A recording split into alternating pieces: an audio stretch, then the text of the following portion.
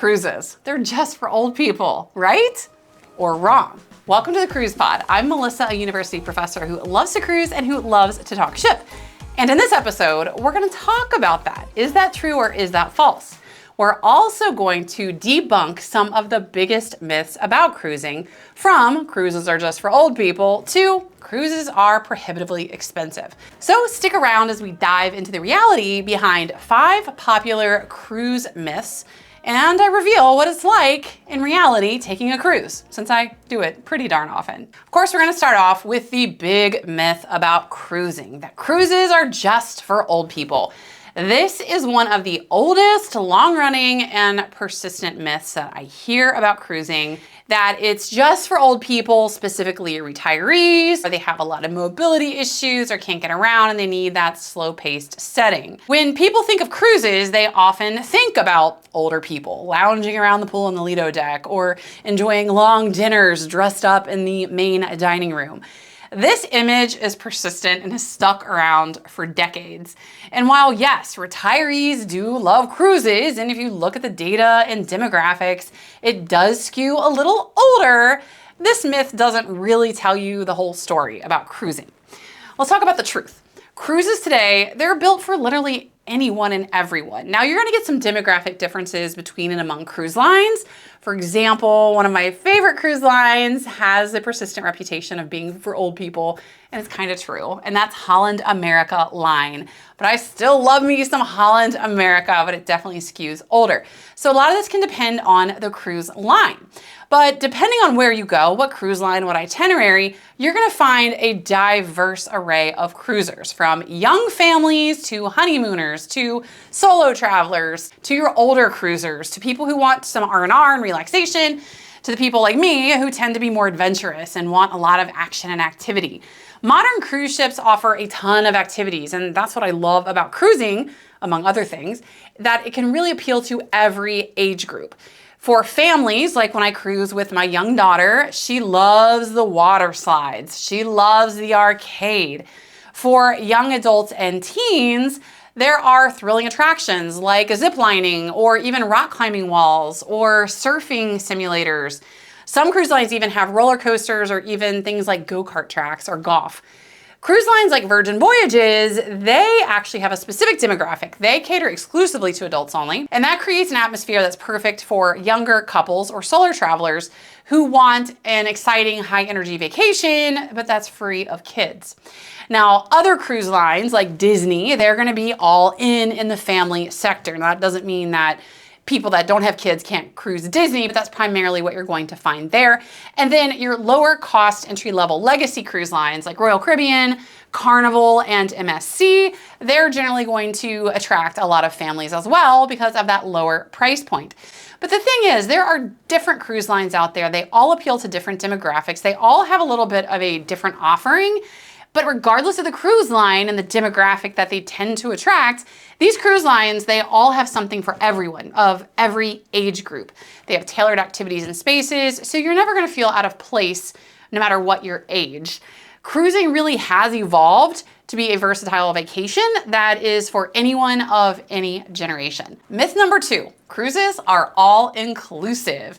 Now, this myth is kind of rooted in reality, but let me tell you the real truth about it. And this is important because this myth can often lead to some shocks for newer cruisers who go in thinking, okay, well, I booked my cruise, I spent X number of dollars, and that's it. Because that's not the entire story. So there is a common belief that once you're on a cruise, everything is included. It's easy to assume that when you pay for your cruise fare that you're getting that all-inclusive experience because that's what people think about cruising. And that is partially true. But this assumption can leave some cruisers surprised when they realize that it's not exactly all-inclusive. So let's talk about the truth of myth number 2. While cruises offer a ton of value, and I will tell you this is one of the reasons I love to cruise so much from a cost standpoint, it is one of the most cost-effective ways to see the world. And dollar for dollar, if you compare a cruise vacation with a traditional land vacation, cruising is almost always gonna come out ahead for what you get for your vacation investment. And with food costs and eating out and things like that skyrocketing, The fact that most food, and we'll talk about what is not included here in a second, the fact that most food is included in a cruise makes it a really, really strong value proposition right now. But the truth is that while cruises do offer a ton of value, they are not completely all inclusive. A typical cruise fare is going to cover your accommodations, being your stateroom, your cabin, meals in the MDR, what we call the main dining room. So these are your sit-down meals that you have for dinner or lunch or brunch, as well as the buffet and most other restaurants on board, and access to entertainment and most, but not all, of your onboard activities. So while the basic things are all included, there are a lot of extras that are not included that can add up. Things like beverage packages. So you're gonna usually get water, tea, lemonade, basic coffee included in your cruise fare, but anything extra like specialty coffee, alcohol beverages, energy drinks, smoothies, shakes, things like that, that's gonna cost you extra. Other additional expenses, while they're completely optional, but they're things that a lot of cruisers like to have, me included, include Wi-Fi, things like shore excursions. So when you're off the cruise ship, instead of just walking around or venturing out on your own, you're booking a formal excursion, or things like spa treatments or even photos. Like when you're on a cruise, there's gonna be photographers everywhere asking to take your picture. So there's a whole lot of things that are extra that can add up, especially if you're not paying attention, because cruises are pretty much cashless experiences. So basically when you're charging things to your stateroom card and you're not actually using credit card or cash transactions, money starts to feel almost fake. So it can be easy to rack up a lot of charges. But while cruises are not entirely all-inclusive, they again are still a great bargain.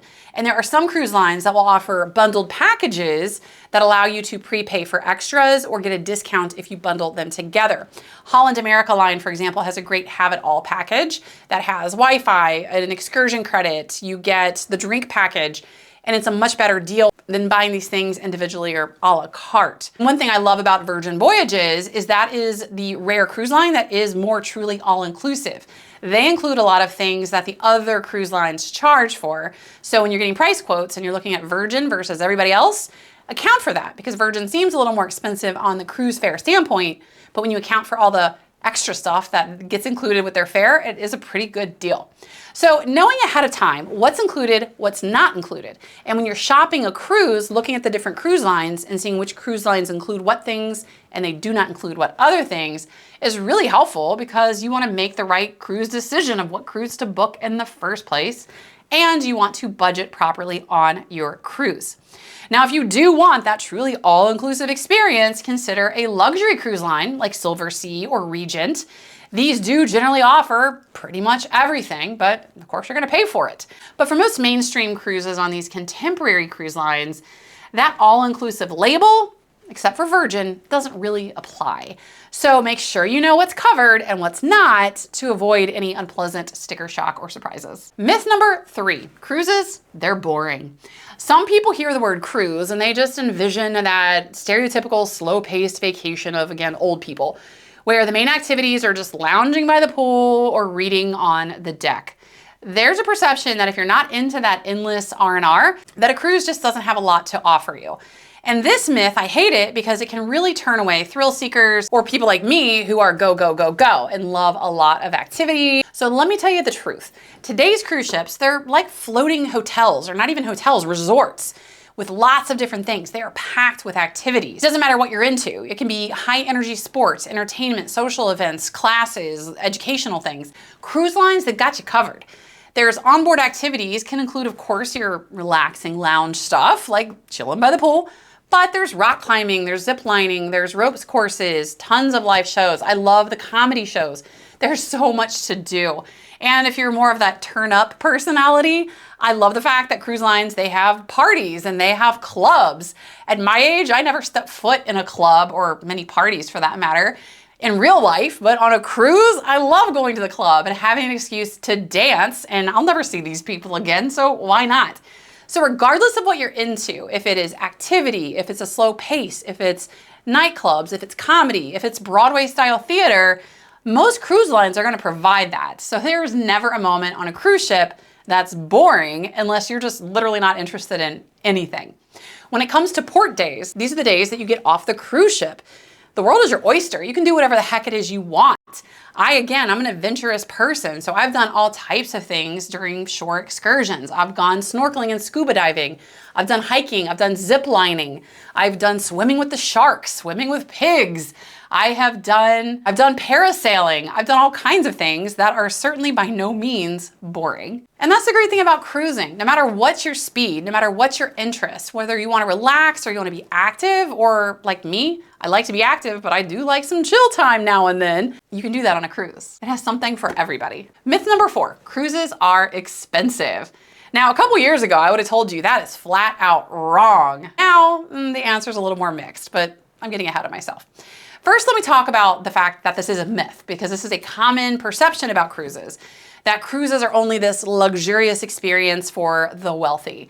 People see these huge glamorous cruise ships, they see the elegant nights and people sometimes wearing black tie attire, they see the exotic destinations, and if they never cruised before, they don't know people who cruise, they just make the assumption that it's really expensive, and that's understandable. But this is a commonly misunderstood aspect of cruising. In reality, cruising, as I mentioned before, I love it because it can be so cost effective. Now, if you're sailing those luxury lines that I mentioned earlier, like Regent or Silversea or Cunard, yeah, those can have a pretty hefty price tag, but so can any type of 5-star or luxury vacation, even if it is land-based travel. But cruises offer a great deal when it comes to affordable vacation options, especially when you consider that most everything is included in that fare. It's not just your stateroom accommodations, but it's most of your food, it's water, tea, lemonade. You don't have to buy those extras, and if you're diligent in not buying the extras and you're just paying your cruise fare, it can be an absolute bargain. And also keep in mind, when you're booking a cruise, you're paying for all that included stuff that I mentioned on the entertainment and activity front. Those classes, those comedy shows, those Broadway style shows, all of these things, they're included in your cruise fare. You're not having to plan, take an Uber or rent a car to go out to see a show, buy a ticket. It's all included, it's all right there. Cruise lines offer so much for a good price. And so when you look at the cost-effective nature of cruising, by virtue of all of these things being included, it is a steal. Now, quick caveat on this, cruising demand is through the roof. As someone who loves to cruise and who loves to share the good word about how amazing cruising is, that's good news. I love to see people cruising. I love to see younger people cruising. And there are some demographic shifts with that. I recently did an interview with Bloomberg, which is a financial business publication, about these shifting trends and demographics of cruisers and how it's now skewing younger. And by the way, Bloomberg, thank you so much for flattering me and counting me as a younger cruiser. As cruising is now attracting a broader market, the word is getting out about what a great way this is to vacation and travel. More people are wanting to cruise. There's also just a boom in travel in general post 2020, and that's affecting the cruise industry as well. As a result, because the demand is skyrocketing, so is the price. And cruise fares are starting to get higher and higher. I see it constantly every day. Even cruise itineraries a year and a half out are selling out far in advance. It's crazy. So as that demand continues to increase, that price unfortunately is also going to still increase. That being said though, even with the higher fares that we're seeing currently, cruising still, I will argue, offers the most bang for the buck of any other type of travel, especially if you go with one of those lower cost contemporary carriers like Carnival, Royal Caribbean, or MSC. On top of that, if you do a little bit of research and you're flexible, you're willing to book far in advance or do last minute fares, or book a guaranteed stateroom where you don't pick your specific stateroom, you can save even more money and make it even more affordable for yourself and your family. And myth number 5, you'll be stuck on a ship all the time. As I already said, cruising is not boring. There's a lot to do. But some people don't want to cruise because they feel like they're going to be stuck or claustrophobic on a ship. And this can be a deal breaker for some people. I know some people in my own life that as much as I cruise, they will not even step foot on a cruise ship because they're worried about this. And it's easy to think of cruising being confined because you are on a ship. There's a vast ocean out there. You can't exactly just jump off it if you decide you're not having a good time. But I promise you, it doesn't feel that way. And yes, I will also address the fact that cruise staterooms tend to be a little on the small side. And if you are claustrophobic, maybe spring for the extra money for an ocean view or a balcony, so you've got that natural light and you're not feel constrained in a windowless small room. But as I mentioned before, cruise ships, they're huge. They're like floating resorts. Just as you're walking around on a resort property, it's kind of the same thing on a cruise ship. You don't have to be in your stateroom. Get out and wander around. And if you are worried about being stuck on a cruise ship, find a short itinerary. So if you don't like it, you're not stuck on a cruise ship for a long time. And also you don't have a lot of sea days that you're getting off the ship and you're having an opportunity to put your feet on the ground. So those are great things to try if you're a newer cruiser that's worried about being trapped on a cruise ship. But I assure you that people who love exploring new places, experiencing new cultures, you're gonna find this on a cruise. A cruise ship is your mode of transportation. That's no different than getting in an airplane and getting somewhere. The cruise ship gets you from point A to point B. Many itineraries include multiple port stops. They give you lots of opportunity to get off the ship, be off the ship all day, feet on the ground, explore. So if you don't want to be stuck on a cruise ship, again, find an itinerary that has a lot of port days or that has only port days. Then you're at port all day, on the ship at night, in your room, hopefully not feeling confined. But as I mentioned earlier, there's so much to do on a cruise ship. If you are looking at it as just a mode of transportation and you're not taking advantage of all these other activities, you're missing out on one of the beautiful things about cruising, which is that there is so much to do and almost all of it is included in your cruise fare. So these are just a few of the myths that often keep people from cruising. And I want to know, what are some of the things that you hear about cruising that you think is just flat out wrong or maybe just misguided? And if you like this video, be sure to like, comment, share, and subscribe. And be sure to visit my website at profmelissa.com for tons of additional cruising information, including free port guides, cruise advice, and everything in between.